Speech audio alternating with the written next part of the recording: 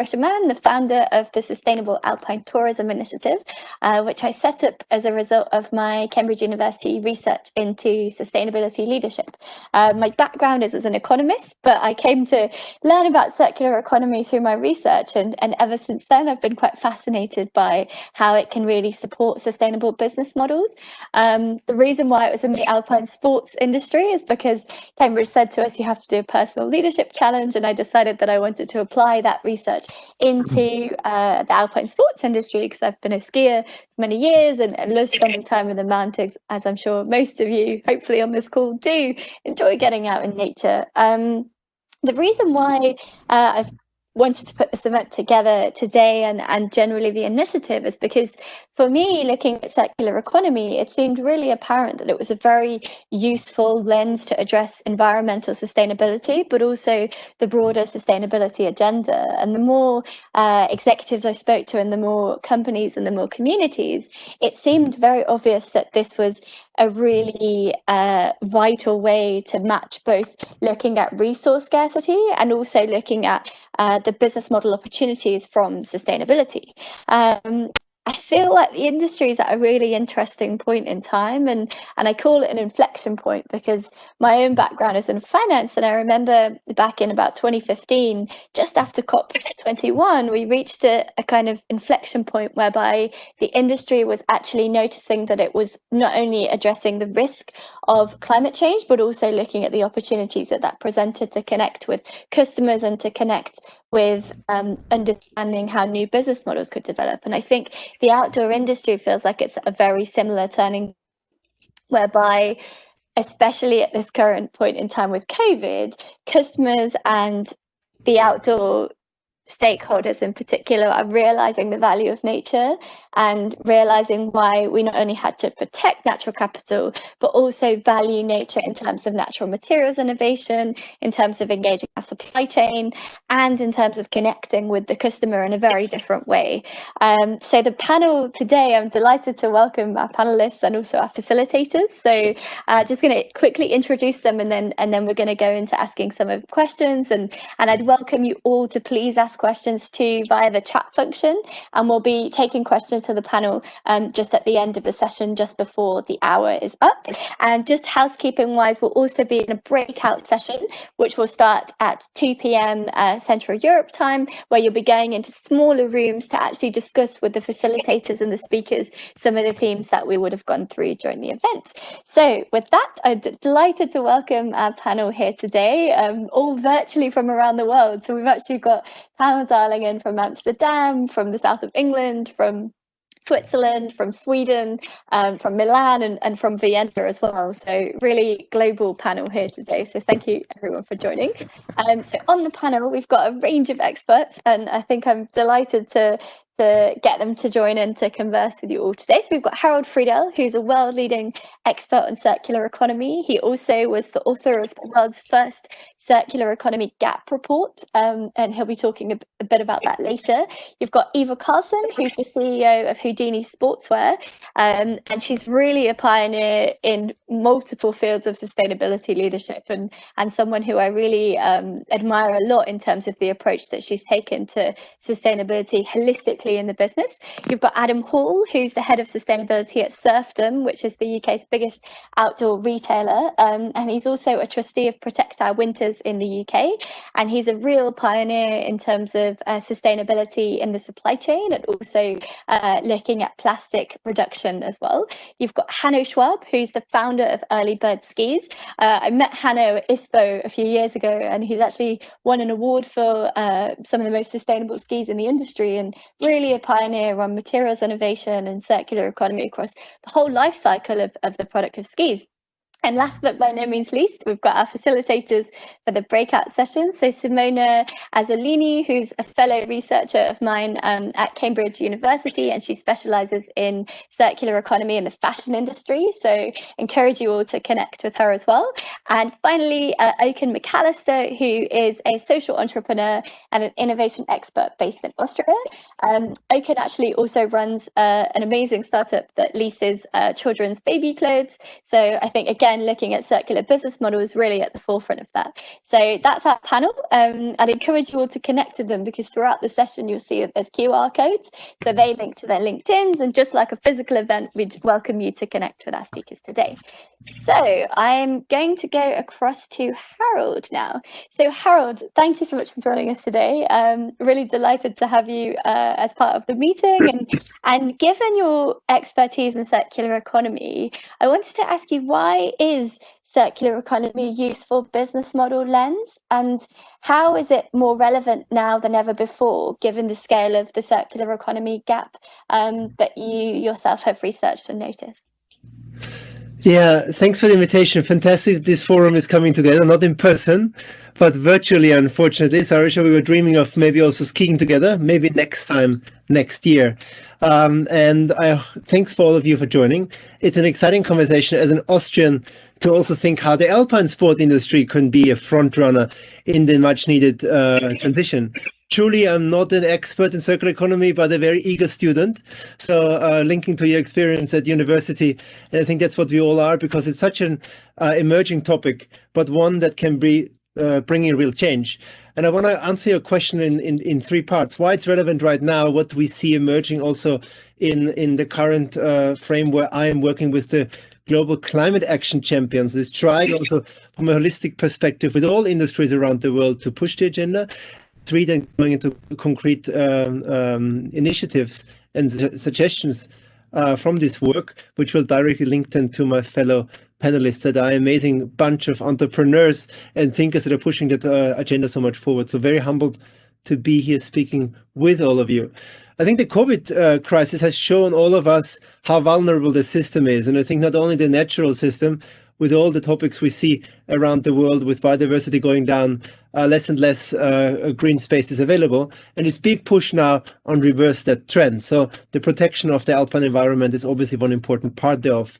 Next to the vulnerability, we also how important it is to work very closely in a with a vibe of radical collaboration and transparency, to take a look and a hard look together at what the real rooted problems are. And we can't solve them alone. I think we talk to industry leaders, to thought leaders every single day, and that's kind of an emerging trend. You really have to give each other a push and allow the space for radical collaboration. And so with this awareness comes this big opportunity also for this sector, I believe. And I have a couple of hats on, and one is that I'm very much a circular economy enthusiast, and I have led an organization called Circular Economy over the last 3 years, where we looked into transitioning from linear models to circular models for countries, cities, and businesses. So some experience from there. And the second hat I'm currently wearing is in the global climate change negotiation. There is the position of the Global Climate Action Champion, who is advancing with all industries around the world this big race to zero, so that we really arrive at a zero emissions world by 2050, which gives it a very clear target. And in all of this, commitments from industries are so crucial. So I not only work with cement industry, aluminium industry, or the global innovation systems, and a couple of trends are emerging there. And this I find very interesting to want to share with you. A systems-led approach is needed. And a systems-led approach needs all actors around the table. We need the supply side, the demand side, the policy side, and the finance side to truly come together. And I see this forum that you are setting up here that is emerging, that we can maybe even agree to speed up, that it really needs to speed up and be strengthened. And such initiative is an opportunity to bring these different voices together, because we are all in our daily races, but we need to create the collaborative environment to agree on certain targets, to measure where we are, and then to prioritize action. I want to give you an example that we sometimes reference at what systems change means when you talk about electric vehicles. And I think that's a very tangible one, and hopefully we can apply this also to our work here. Electric vehicles and the breakthrough of them, so really to decarbonize personal transport, has been a dream. But it has been a dream that many institutions like the International Energy Agency said it would only happen in 30, 40 years.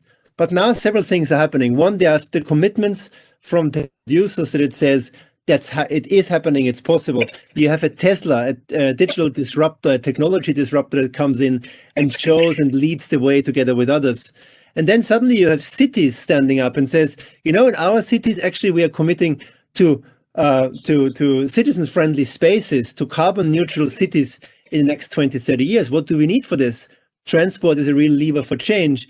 And then you have companies, even now Mercedes standing up, kind of the inventor of the combustion engine, and says, no, we can make that happen in the next 15 years, that we truly want to phase out the production of combustion engine powered vehicles. And I think that's such a powerful examples where we see that something was not seem possible into a time frame that is possible in the next 10 to 15 years, with very clear targets being set, with commitments coming up, and with also the financial support that is being delivered to this change process. In the industry now here, I see fantastic colleagues that are coming from the disruption side, from the innovation side. Eva, I had the pleasure to meet also last year still in person, knowing a little bit what she's doing. And I believe this combination from the production side, the material side of things, putting things to longer use, using materials more efficiently, replacing materials, and looking at different consumption models, like lease models are a powerful way forward. And then what we see with the Protect Our Winters initiative, that actually brings that now to the consumers that have to stand up and say, we want this kind of different products. I'm sure this is a good breeding ground for the needed change. I also believe that finance needs to come, because companies need the relevant finance from public and private investments to say that they are able to provide that. And the policy framework would be nice to also go into this a little bit. What kind of policy changes are needed so that this change can happen much faster? So I'm very excited. I see very interesting initiatives. If we bring them all together, I think we can effectuate really systems change that will then benefit the whole industry and make this a front runner. The circular economy is a super powerful tool, just to end my thoughts here, of bringing about systems change, because it gives us very clear strategies on how to make that happen on a company and then on organizational level. Thank you. Thank you so much. I think in what you've said, it resonates so strongly in my own research as well. I think the systems approach is something that initially, when I started this project, people said, you know, why don't you just speak to the tourism board? You're looking at sustainable alpine tourism. And I said, well, no, I want to look at the whole supply chain of tourism, at every single touch point that you might have as someone who spends time in the outdoors, because that's how you get this intersector knowledge sharing. I think that knowledge sharing was such an important point in terms of progressing these innovations forward, and in everything that you've said, from decarbonisation to onboarding finance to looking at natural materials innovation to certain types of business models, that's where this knowledge sharing is so critical. And I think everybody who's here on the call today is a big part of pushing that agenda forward in terms of how you can really learn from each other. This is a great segue actually across to Adam. So Adam, I think in what Harald mentioned, quite a few of those levers you're actually quite at the forefront of implementing, especially in terms of plastics in the supply chain and supplier engagement. So I wondered if you could explain a little bit about the role of retailers in progressing the sustainability agenda, and in particular, in reference to what Harald said, actually addressing the supply chain engagement. And I know this week actually you launched your plastic statement, and I think quite a lot of our audience would be really interested to hear what that is and why you feel like it was an important step forward for Surfdome and the work that you're doing. Yeah, absolutely. Thanks, Risha. And can I just echo how well you've done in such a difficult year to actually get this going, and it's testament to your tenacity to get us here all together under such circumstances. So thank you so much for having me. And again, I'm humbled to be amongst everybody else.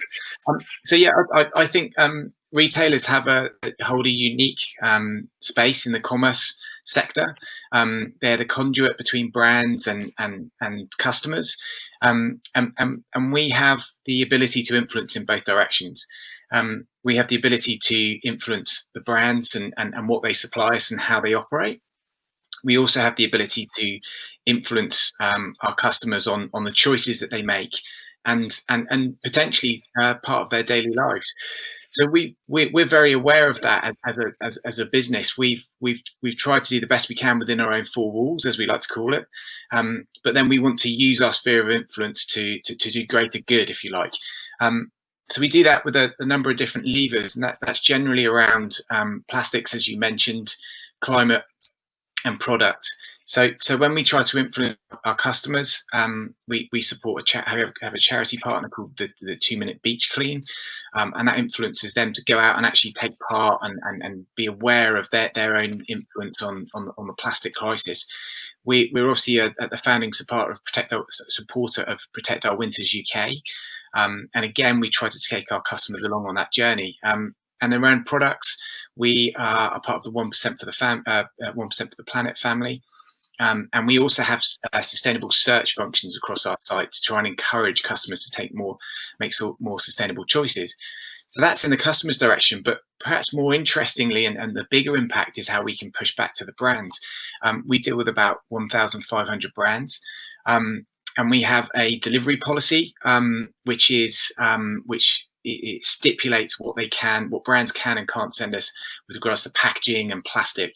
It's a best practice guide. So we've delivered it with really great intentions, and it's a traffic light system to really help brands work through that process for every single packaging element. We've broken it down. So we've worked in a very collaborative way to try and eliminate plastic pollution. On climate, we've worked with our charity partners, Protect Our Winters, and we developed the POW Pledge. Now we've seen a gap in the market, and I think we're going to come on to this in a little bit more detail later on. But we've seen a real gap where there isn't much support for SMEs around what they can do with the certification or platforms to actually develop their climate strategy.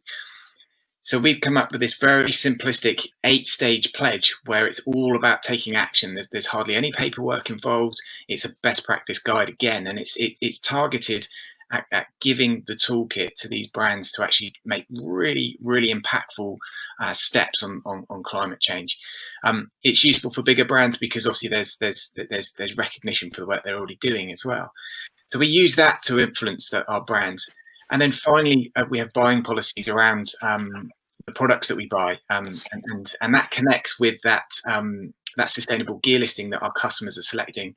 We're encouraging them to buy more, which encourages us to buy more sustainable products to service them, which in turn encourages the brands to create more sustainable products.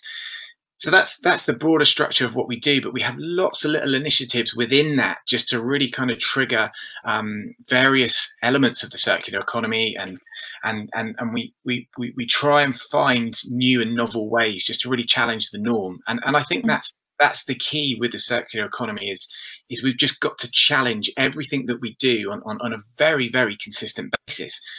And that's where you find the greatest innovation comes. You find the greatest response from working with good partners, good brands. You find the greatest response from your customers because they appreciate what you're doing. That you're pandering to their values, and I think that's where the really exciting point is for us. And yeah, with the plastic statement, this week we released out. I encourage everyone to go have a look. It's on my LinkedIn profile at the moment. And that's where we have reverted from plastic to natural fibres. And what we've done is we've broken down the pros and cons of doing that with a really broad context, not just looking at life cycle analysis, which are very narrow, really broadened it out. And yeah, I'd encourage everyone to kind of have a look at that. It'd be good. Yeah. Thank you so much. And I love what you say in that zone of experimentation. I think that's something that in my work on circular economy and my discussions with many brands, it was something that is really important, is to allow that room for experimentation and in particular the space to actually look at a very holistic solution to something, which isn't just a narrow let's do this as business as usual, but turning it into a mode where you're literally looking at everything that you do and saying, how do we then embed this into our DNA?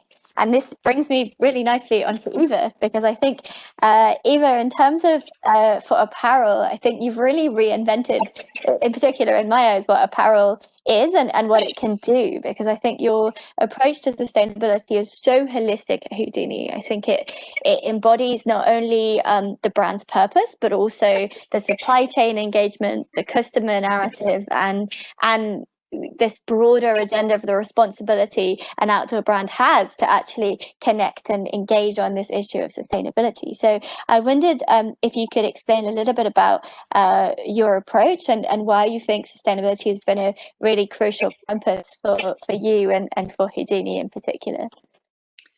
Yeah, like everybody else has said already, thanks for inviting me, and it's so inspiring to just share and learn like this amongst colleagues in the business and connected businesses and just society in general, and also the passion we share for the outdoors.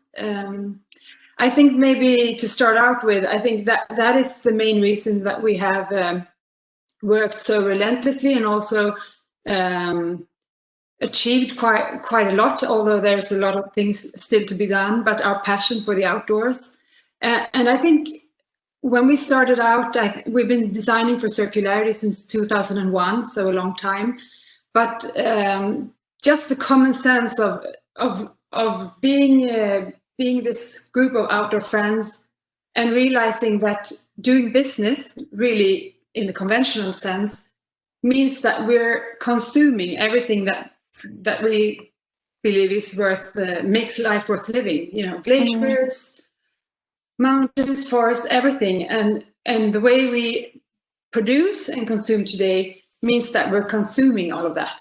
It's just crazy. It doesn't make sense. So we started out with just questioning a lot of things and questioning how we could become part of the solution rather than the problem. And quite fast, that meant that we had to zoom out and learn and understand our impact on a systems level or holistically.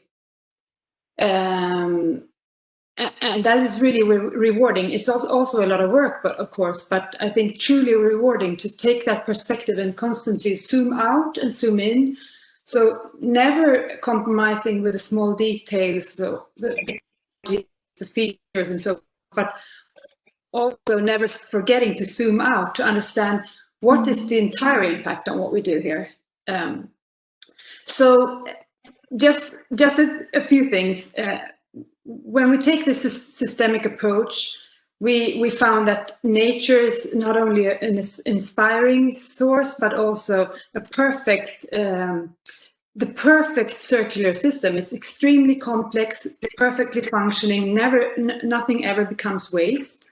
So moving towards a company and building like some kind of ecosystem that was mimicking nature, that was our idea. So it doesn't include only production, it doesn't only include consumption, but really taking a perspective where we move from silos to zooming out and understanding our impact on the world, understanding our impact on nature, but also on culture. And it's been truly exciting. I mean, the solution then is mimicking nature and creating in our way of looking at it, we're trying to create natural flows of raw materials, for instance, so through circular design and ways working, moving from a transactional to a relations economy, all sorts of things. And then natural flows of products in new business models, which is super exciting. We've been developing circular business models since 2012, so quite a few years. And we're right now digitizing them. But then the third thing, I think, which is a natural flow of insights and knowledge. For us, that means being open source and sharing and learning from others as well. So collaboration is really key for how we've evolved so far and how we think that we will evolve looking forward, because there's still so much to learn and so much to take on in terms of challenges and solutions. I think also it might sound like a lot of work, but not so much rewards. But I think the perspectives gained from having a holistic and systems perspective is really that we identify not only design flaws, but we do that. And some of those design flaws are super easy to fix. And that is rewarding in itself, but also makes it much smarter in ways we develop products or technologies or how we do business. So really exciting and innovating in a meaningful way. One last thing on product development, just as an example. When we set out on a product development journey to solve a sustainability solution, so sustainable innovation really, I think I can't remember one time where we haven't also managed to improve performance and product experience, because you look through a different lens, and that is so rewarding. And of course, the most rewarding thing, I guess, is if we can become this regenerative part of our society, of the local community, and on the planet. It is a way for us to protect what we love, what we all cherish, and maybe even restore and regenerate some of the stuff that has been destroyed. There's a lot of work, and I think it's joyful and it's serious at the same time, and it requires a science-based systems perspective, which is an adventure in itself.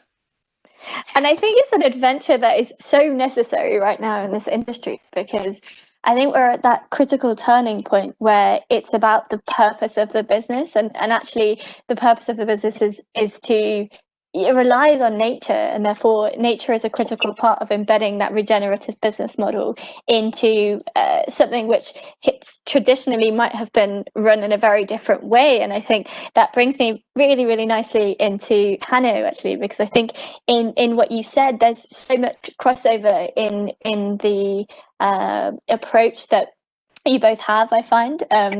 Both in terms of saying that this is possible, which is the number one thing, because the one frustration I had throughout the start of the project, you know, this has been a really long journey. I think when I had this crazy idea to do Sati, it was in 2018. So it's been a good 2 years since the start of that project. And the one thing I kept consistently hearing was, you know, this aspect's not possible, or, you know, how are you supposed to recycle a ski back into the supply chain at commerce performance? And there was just a kind of bunch of excuses from industry executives that I found incredibly frustrating until I met both of you. And I wanted to bring Hanno onto this point of questioning how you've shown that in the ski industry that it's really possible to shift your entire business model to actually embrace sustainability and embrace a carbon neutrality strategy across the whole life cycle of the product. So I wondered, could you explain a bit about the approach that you've got to circular economy, because you're also doing some work at the end of life use of the ski, and that's something that historically has been barrier potentially to that regenerative business model. So yeah, I'd welcome you to talk a bit about that. And I can see that you've got the skis behind you, which is perfect as well for this discussion. Yeah, so yeah, I'm Hanno, the founder of Earlybird skis. We started back in 2014 with the brand, and from the start we focused on sustainability. We are in the niche market touring skis, so we have customers which are open to nature and sustainability topics. When I started ski building, before I started with the brand, I was looking for perform on the performance side, on super light skis, on stable skis to ride down, but I wasn't really happy with how the products were produced. And from my former professional background, I come from the building side. I'm a civil engineer, architect, specialized on sustainability and buildings. And I was just keen if it's possible to produce a ski with sustainable materials which outperform or are on the same level like the top skis from the industry. And in 2014 we started with the brand, and now this year we introduced our full collection of recyclable skis. So it's a first manufacturer in the world which can recycle the whole collection, or and we have a quite comprehensive approach to sustainability and circular economy. So our whole brand is built around this this topic. We are, of course, quite product-centered because we are a producer of skis, but we look on the product side. We look on the sourcing of the materials, like recycled materials, sustainable bio-based materials. For example, we use bio-based epoxy resin. We use recycled steel edges. We use recycled bases. And all this is there. So the suppliers, the big suppliers, have these raw materials, and they are more expensive at the moment. So the big brands, like they produce 100,000 or 10,000 of skis, it's a big issue for them. For us, as a small company, it's not the big issue if it's a little bit more expensive. But we can show the industry as a proof of concept that it's possible. And as soon as more and more brands adopt these raw materials, the prices will get down, and it has a really big impact. I think it's the same like in the textile industry a few years ago when the first brand started. It was more expensive, was not easy to get the right materials or the right production techniques, and now it's available. So the textile industry showed that it's possible, that change is possible. In the hardware sector, I think there's a long way to go, but technology is there, and the products, the raw materials are there. And what I see with the winter sports brand, what our big impact or our big what we can do is we have positive storytelling. We can influence in a positive. We can promote in a positive way sustainability, circular economy, and bring it to a broader audience and sensitize people about these topics. And I think this is where we can have a real big impact also on other fields or other parts of life. So because people are in the mountains, they go skiing, they go hiking. It's all positive, and if you can bring the circular economy topics and the sustainability topics there, you reach the people, and you can you have a big impact. And we as a brand, we don't want to educate people, but we want to positive influence influence people and push the industry by showing them that it's possible into this direction. Yeah. And I think that's what's really fascinating about what you say, is this connection to the consumer, and I would call it a kind of lifestyle osmosis of sustainability, and we're going to be touching upon that with the other panelists as well, just briefly. Just thank you so much for all the questions coming in the chat. We're going to move to questions in around 15 minutes or so, just to let you know. So we will address those questions to the panel, but we're just going to do a quick roundtable with the panel and ask some and delve a bit deeper into some of those questions. So I guess to you, Harald, very briefly, I guess we've got about 2 minutes each for this. Given that the connection to the consumer that the panel has mentioned, do you think that's a really important lever as we go forward to understand how to close the circular economy gap? Or do you feel that technology is a more important lever, or do you think it's a collection of all of those things that the panel have mentioned, from the materials innovation on the tech side to the connection with the consumer to really also the finance of de-risking that business model to be able to scale up investment in those raw materials? Where do you see the future of the next kind of year or so of the biggest lever in this space?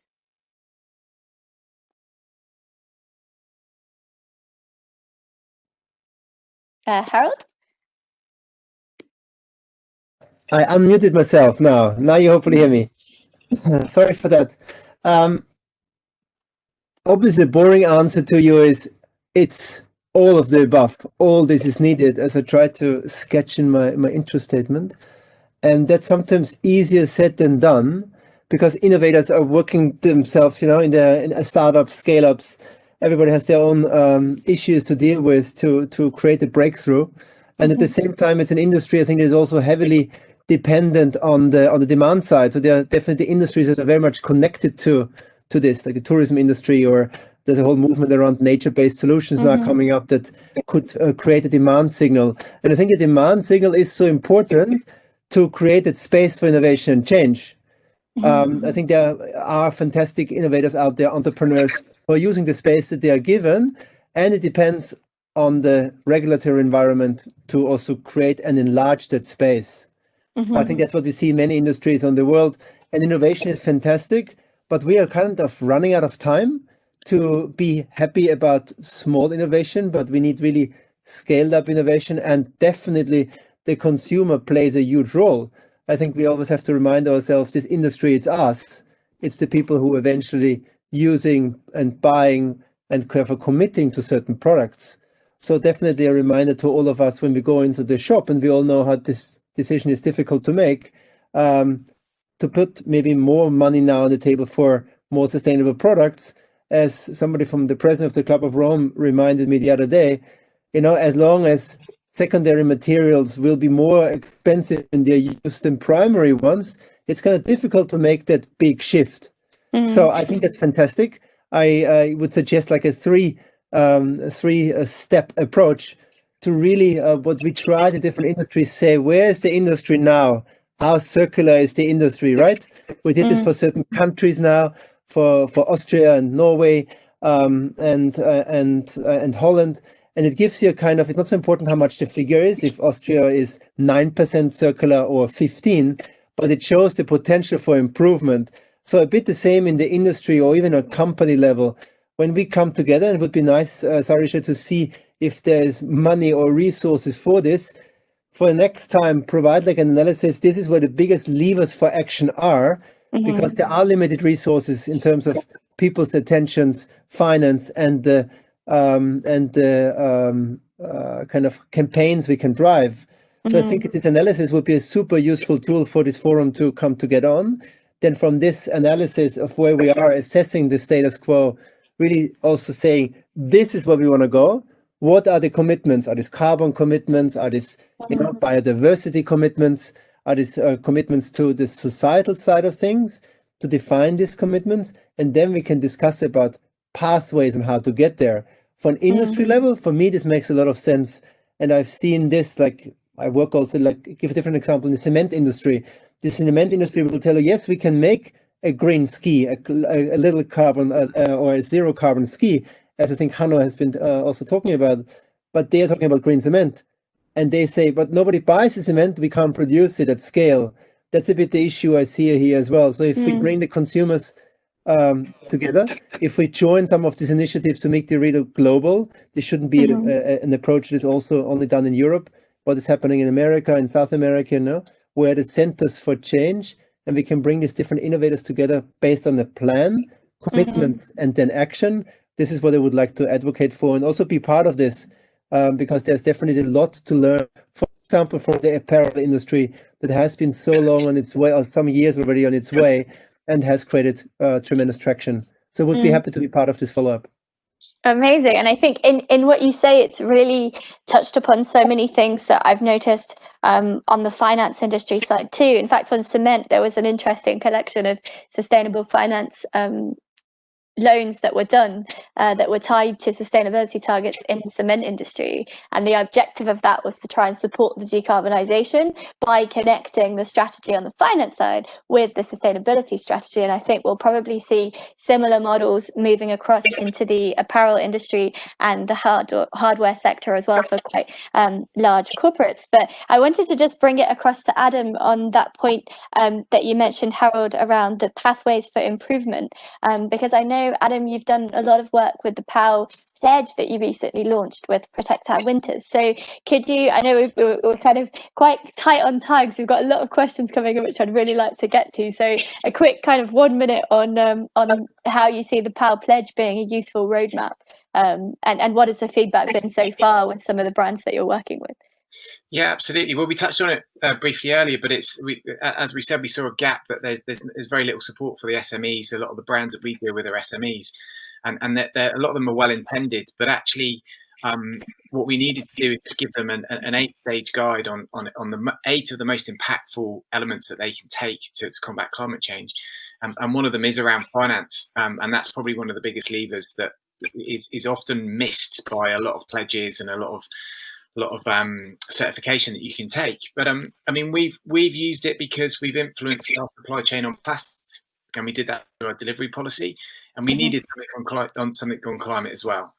So this is the tool that we take to our brands to actually challenge them and say, hey, look, we need you to be part of this. And it's there for any organisation to take. The interest has been fantastic. Actually, other NGOs have asked if they can use it as well or white label it. We've got about 60 brands have signed up so far, and they're in the process of taking the pledge. But it's just a fantastic tool because we just found that you have very, very lightweight pledges or commitments that's pretty much put your name here and say that you'll do better. And then you've got the other end of the scale. You've got your B Corps, your ISOs, the really, really big, all-encompassing certifications and accreditations that SMEs just don't have the time to do. And actually, we're right in the middle of a climate crisis, and actually we don't need to be filling out paperwork right now. We need to be taking action, a really, really bold, assertive action, and that's what we've delivered with the pledge is to say, these are 8 most impactful things you can do. Here's a guide to how to do it. Just tell us the date that you're going to actually commit to that. And that's the simplicity of the pledge is just to hand that guide out into the world, if you like, and get people moving, because we're in dire straits. We've got to get moving right now. So yeah. And I think in what you say, what's fascinating is that active engagement that's required, not only with the suppliers that you have, but also from the PAL side with the consumers, and connecting quite ambitiously to what's required. Because I think that vision and that ambition is so critical to set the roadmap on the right path, and not, target out in 2050, but actually saying, what are you going to do today, tomorrow, and in the immediate future? And we'll be actually addressing quite a few of those issues in the breakout. I think we've got about 5 minutes before we move to addressing some of the Q&A. So I wanted to bring it across to Eva on how that culture shift you think is going to work in terms of connecting with the customer. Because you launched a fantastic thing, and I'd encourage you all to have a look at this on the call. And it was a regenerative lifestyles initiative, where you looked at assessing how basically lifestyle osmosis, I guess, could work in terms of sustainability, and encouraging your own customers to actually try to understand the impact they have, and to try and plant a seed to encourage them to transition their lifestyle in a more sustainable way. So how can you explain a bit about that, and why you think that's going to be quite vital as a culture shift that's required in the coming years ahead? Yeah, I think, there's a lot of innovation to be done for sure. But I think that maybe our focus on product and sustainable value chains has been a too narrow focus. And it is really important, and we should never compromise there, and we should commit to change as fast as possible from linear to circular, for instance. But we wanted to broaden the perspective and also look at our responsibility and opportunity as a company and a lifestyle brand on how we actually have an impact on how people use products, how much they do shopping, how big their wardrobe is. So that has to do a lot with design, of course, and we for sure need to partner up with our customers and end users in order to close the loop.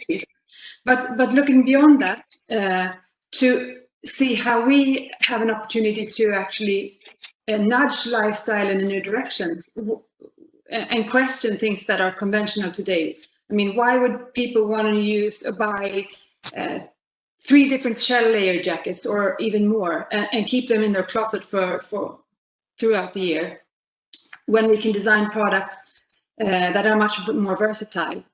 Or why do we produce or design a product that lasts a limited amount of time, when there's technologies available since many years back that allow us to create products that last for so long? We did an end customer survey of a product that we've had in the range for more than 15 years. People use it several times a week, more than 10 years. They repair it. There's so many things we can do in order to create. Moving from this fashion perspective, which apparel industry, including outdoor, has moved into, and back towards a more industrial, we create tools for an active life. So we want to explore that and see. And we realize that there's a lot to do there. We shouldn't create anxious customers who always worry about having the right color or the right brand for the right activity, but rather the opposite. Partner up and make people have just the right gear to have a great life and great experiences out there. So that means a lot less products, for sure. And it's that connection to the natural world, which I feel like is a huge missing link right now in the outdoor industry. And it's the connection in terms of the value that the customer places on nature, not only in the nature of the materials that they actually have in the products they're wearing, but also the value that they place on the environments in which they're using those products. And that, I think, is going to be a critical game changer as we look ahead to connecting the brand value with the customer value. I just wanted to quickly bring Hanno onto this for a brief minute before we open the Q&A. And thank you so much to everyone for the questions coming in, because I think this is fantastic that we've got such a discussion going in the chat, and I'll address that with the speakers as well in a moment. So Hanno, how do you think that culture shift will play out in the ski industry? I know we've got a question actually that kind of relates to this, about whether we could use kind of the influence of athletes on encouraging that culture shift. And actually, just a heads up that we'll be addressing that exact question on the 18th of December in a panel on how Alpine tourists can embrace sustainability, because we've got an athlete on that panel talking specifically about how she uses her influence to engage brands on sustainability. But I don't know, Hanno, if you could just briefly for a minute elaborate on where you see that particular culture change happening in the ski industry. So I think we all in the ski industry, we all depend on constant winters and constant seasons, and we all live from this. So we have it's crucial that we all do something, and also the brands where sustainability is not a topic at the moment. I think that in a broader public, sustainability plays a bigger role in the last years, especially from the textile industry. Like brands are influencing positively the customers, or sensitize the customers, and people are asking for more and more sustainable products. But I think what has to change is also the way resorts and destinations work as a whole. Like, it doesn't make sense if we sell a sustainable ski and people come from the Netherlands by car to go skiing. It doesn't make sense at all, because our ski has an impact like 100 kilometers driving by car. So if we sell a sustainable product and the customer is using it, and it doesn't change his behavior in normal life, it doesn't make sense at all. So what we can do is influence with our products, our storytelling, the behavior of the people as a whole.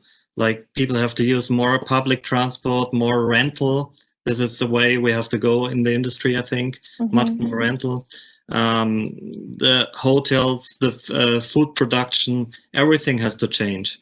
And I think we are just a really small part of all this, and we try to use our impact to influence people in this way. Yeah. And I think that's what's so important in what you're all doing, is because you're pioneers in that space, and I think the business models that you're implementing have huge relevance for people in other industries and in other sectors. I just want to open up the Q&A questions, actually, because we've got quite a few questions coming in. I'm going to bundle some of them together because I see some themes emerging. And thank you so much, Simona, for sharing the link to Houdini's regenerative lifestyle report as well. I think we'll also be introducing our facilitators in a second, and you'll be able to hear a bit about what they're working on as well. So the first question I'm going to take actually and address it to Adam, because I know, Adam, it's something that we've discussed as well in the past around basically the main hurdle in terms of transitioning the business model. The financing is it often appears as a hurdle, but I know that in your own work you've done a bit of analysis about this and showed that that's potentially something that's a bit of a myth that could be overcome in terms of the suppliers that you engage with in particular. Yeah, absolutely. We did a bit of research with Plymouth University on the barriers to sustainability, and actually it was knowledge and economics that were the main barriers. So that's why we came up with the best practice guide and the Power Pledge, because that's your knowledge. There you go, you can have that. Now with our model, what we've done is we've taken a holistic approach to sustainability, and the first rule of sustainability is to reduce. That saves you money. So actually, if you find all those reductions and you ring fence that money and put it towards those innovations that you might be being challenged to come up with, then actually there is possibilities to be net positive in finance. So I think it's just switching your brain around on this, and actually I liken it to that point where there's competition on quality, and actually to raise a bar of quality of your products or your businesses or your services.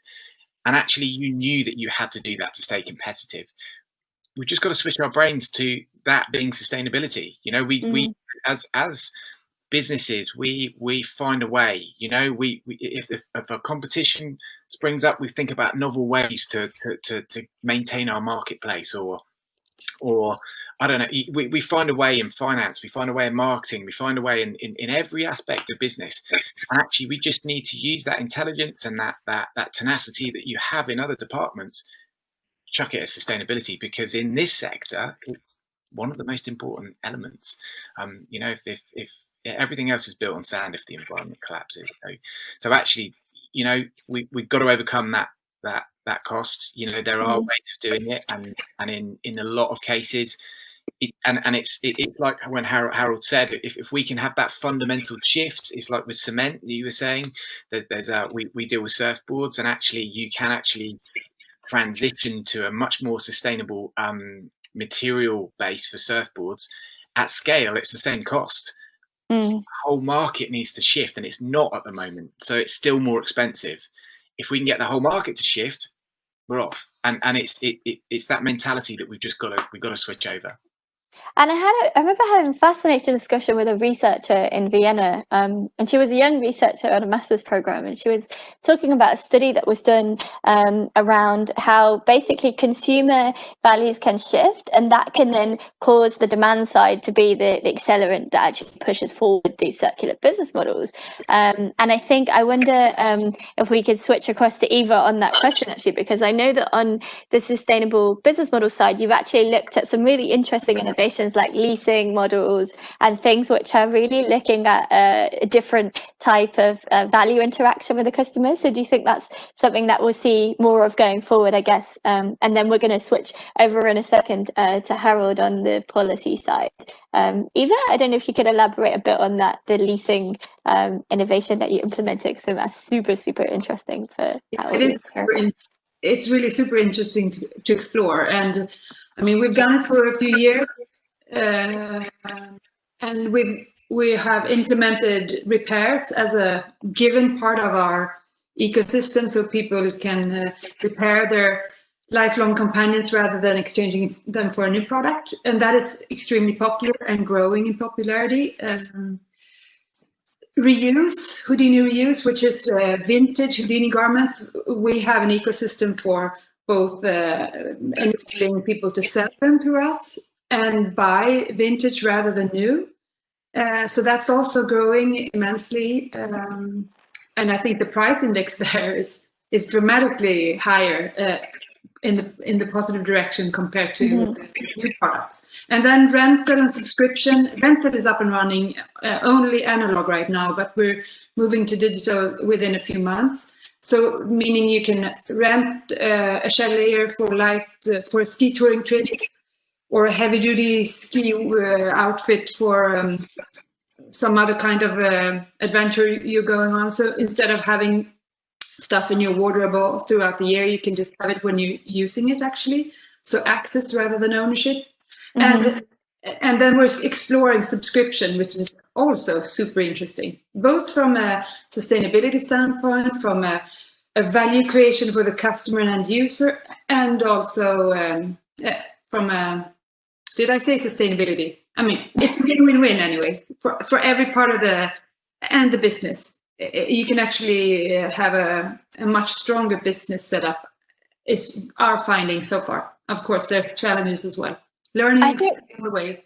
What's amazing is that the two terms of sustainability and leadership are often not necessarily something that the management of large outdoor brands would consider as something that is holistically the whole business. But in everything that you do and in everything that you say, I really do see how you've ingrained this into everything you're doing. And that is, for me, true leadership in terms of a brand taking responsibility and pushing this agenda far bigger than their immediate supply chain and influence, but into the world in which they want to connect and change customer value chains. I'm going to collect a couple of questions for Harald, actually, that I can see coming in on the policy side.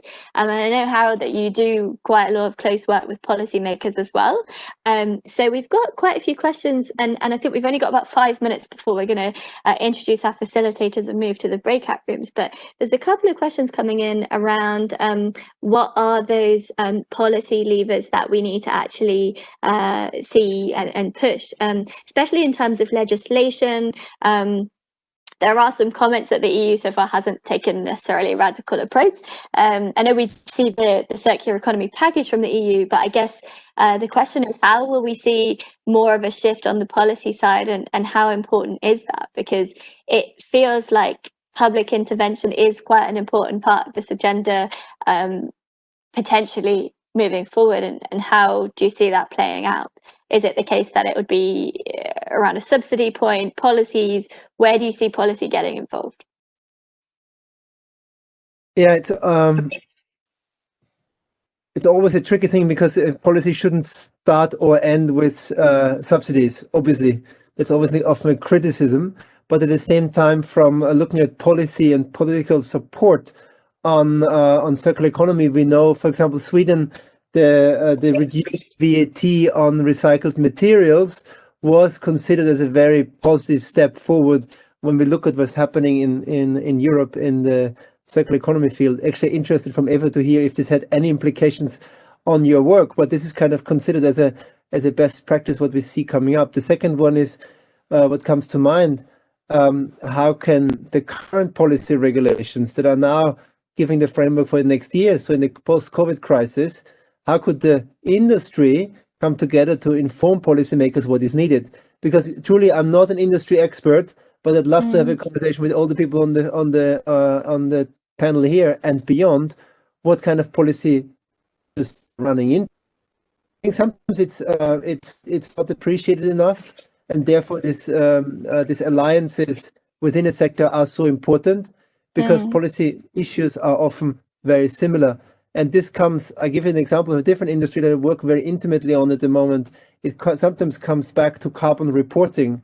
So if now the carbon emissions reduction are not positively also viewed in the carbon reports that companies also need to issue, then there is less of an incentive to change. So unfortunately, I don't have detailed answers what the industry needs right now. But what I know is that's always the same in all industries, and we have to come together to formulate the 3-4 key interventions that are necessary. Plus, they might look different in different countries.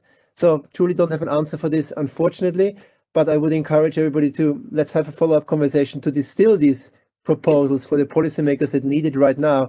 We see in the cultural sector, there's a lot of action, I think, because there was quite some involvement from different associations to bring now a certain rescue input for rescue packages forward, which was truly needed. And I think the outdoor industry is also affected from this crisis. So maybe it's an opportune point to accelerate this kind of coming together and formulation of concrete ideas. And I think that intersectoral approach, not just at a company level, but also at a more systemic level, is really critical in addressing those solutions. So I know there was a project that I came across in France where they were using ex-rental skis in the infrastructure sector at end of life, because that was an interesting material reuse potential.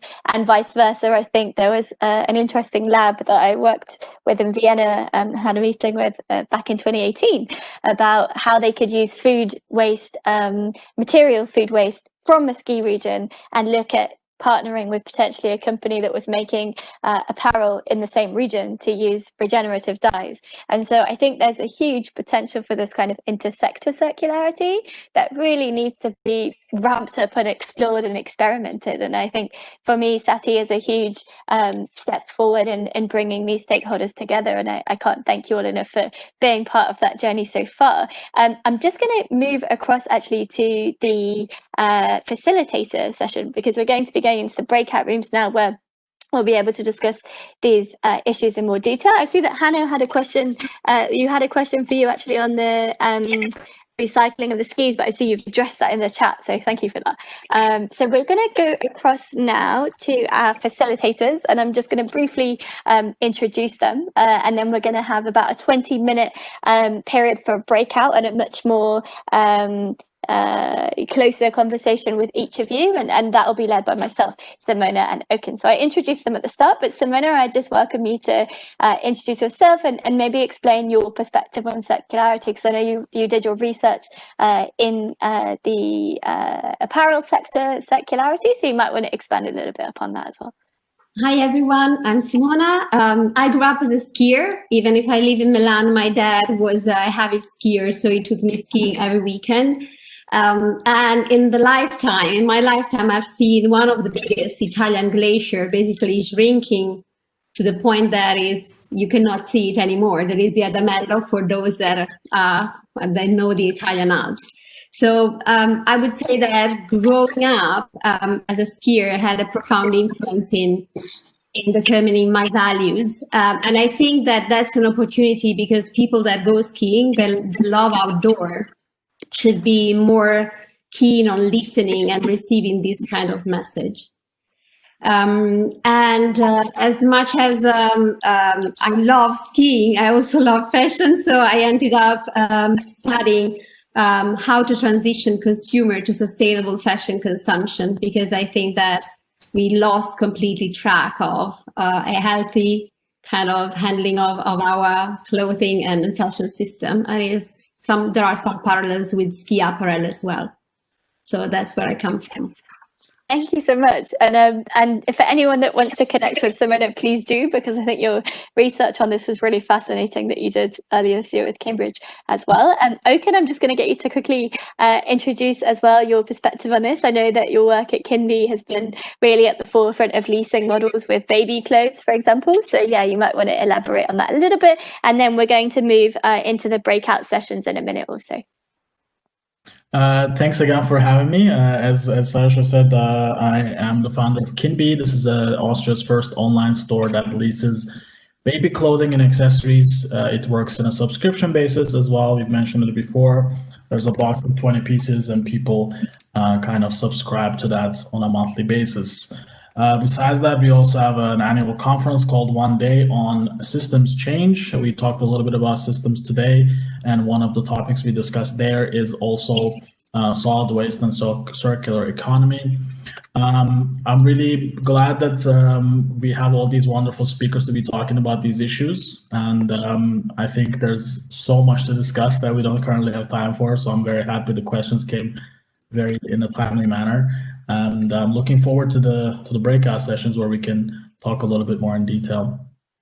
Amazing. Thank you so much. And yes, I encourage you to connect with everybody throughout this session. And we're just going to open the breakouts now. So thanks everyone for participating in the breakouts. And I hope you found it as fascinating as I did with everyone who was in the room. So I'm just going to welcome Simona and Oken to elaborate briefly for a minute or so on your reflections from the breakout. I think, yeah, we're overrunning slightly, so I think we'll try and be quick 1 minute takeaways to wrap up the session. I guess, Simona, do you want to unmute and say what you thought was interesting from that? I think that we have two main points that I would like to share. One is that it was highlighted the need of legislation to not only to have a fair playground, but also to allow things to be done in a consistent way, and for companies to see a business opportunity, for example, in recycling and in handling waste, for example, so, or in keeping things and closing the loop. So if I mean, legislation can be also not force only, but also be an enabler to create new business opportunities. And the other one, that sometimes, for example, the technology is already there, as Eva was mentioning, that she has to ship products to Japan to be recycled. So the technology is already there, but if there is not enough demand, then there is not a business opportunity in countries that are closer, and that would make much more sense also from an economic and from a sustainability perspective to address that. And the other one that came out as prominent is the need for the ski event organization and let's say the competition of the ski industry to be more vocal and to kind of play a bigger role in terms of being influencer and show what is possible.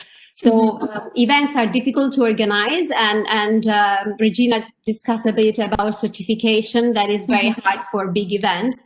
But of course, given the visibility, both for in terms of number of people that come to the place, but also when they are on television, then they reach a really wide audience. It would be a great opportunity to create awareness and to show people that sustainability is at the heart of the Alpine industry. Amazing. So I think that in what you've said, that's a fascinating kind of perspective on the levers, because I think the point about the supply chain seems quite critical as well, to create that supply in which you can then process the excess demand and try to really create the life cycle loops that don't currently exist. And I think, yeah, that would be great to discuss that with anyone who's interested after as well, because we're working on a kind of side initiative as a result of SETI around looking at waste offsets and how circular business models relate to that. And I know, Simona, you're quite involved in that discussion as well, so it'd be great to hear perspective. Oken, I just want to give you the floor for a little bit to discuss about the breakout room from your session, and then I'll wrap up with a quick 1 minute from my side after that. Yeah, thank you so much. We had a pretty cool breakout room. We had somebody from a larger company, a researcher. We had a circular economy consultant. We had also Hanno there as well. And I think the two main topics that came up, one was the worry that if you have this prestige and reputation as a big brand, you might be a little bit more resistant into switching to sustainable production because it's just an uncharted territory for the large company, perhaps, that you're not 100% sure that if the quality will be the same that matches your brand and prestige. And we were lucky to have Hanno there, who mentioned there are potential solutions to that problem, and that they were faced with a similar issue before and suggested certain ways to maybe go forward with that. The other one was the potential resistance from rental companies. So if you're a large company that sells a lot of skis to rental companies in mountains, they need products that need to be used in the harshest conditions because for the consumer, maybe they don't care if they're renting for 1 day. That also means that they don't take care of their product as much as the personal consumers. Discussed at the previous SATI session on the 20th of November. I was thinking, when was the last one? 20th of November. Because I think that intergenerational learning is really critical. And Catherine raised a great point that actually some of the innovations and technologies that we're seeing now, we could actually learn from the past. And the ethos that the older generation may have had to kind of make, repair, mend is something that could be highly relevant for regional and community contexts now. There's actually a great talk, one of the speakers that we had actually for the SDGs session talked about a fix-it shop that they'd made in the Alps in Courchevel, because it was a circular shop to repair and mend clothes, and that was a real community hub to then try to get that intergenerational learning of the knowledge of how to repair with the younger generation that might not know how to do that. So I think, yeah, really fascinating wide variety of perspectives in all of our groups, and I really can't thank you all enough for being part of this session today, because I think we really have progressed in a way which is moving past the old silos that might have existed in this industry and actually push a dialogue which is far more open and far more collaborative. And it's something that every industry is going to have to do to solve the climate crisis in particular, but also the broader sustainability challenge. So just for the last minute, or 10 seconds, should I say, because I know we're overrunning, just wanted to alert you for the next session on the 18th of December. So we'll be addressing how can snow sports tourists progress sustainability. And the reason why we're putting that session together is because there's been a lot of talk about community activism and why actually as someone who engages in the mountains, it's important to connect that with your lifestyle choice. And so we'll be addressing that in a lot more detail in 2 weeks' time. So I'd encourage you all to register for that and to join that discussion as well, because some of the things that came up today, such as using influencers and why it's important to connect to sustainable lifestyle, is something that we'll be exploring in a few weeks' time. So thank you so much, everybody, for joining today. I really, really appreciate you all being part of this group and sharing your experience and your enthusiasm for this topic, and also being open to learn and connect with others. I think that's a huge part of SATI from my perspective, and really a big thank you to everyone for being part of that journey today.